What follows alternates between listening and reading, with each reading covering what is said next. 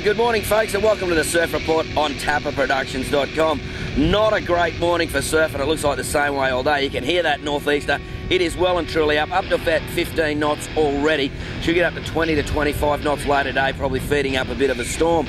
Swell's still hanging around though, metre to a metre and a half on the open beaches. Low tide at 6:30, high tide around 12:30, and that water temperature 22 degrees. Could be a few stingers blowing in today, so check the shoreline before you go out. Lots of dangerous rips and gutters about for the swimmers too, which means there are some good little banks. Now with the low tide at the moment, well, up the corner at the Spit, the Tweed Coast back beaches, when that tide comes in, of course those spots, but worth a sniff some of the shore breaks right along the central and mid-Gold Coast.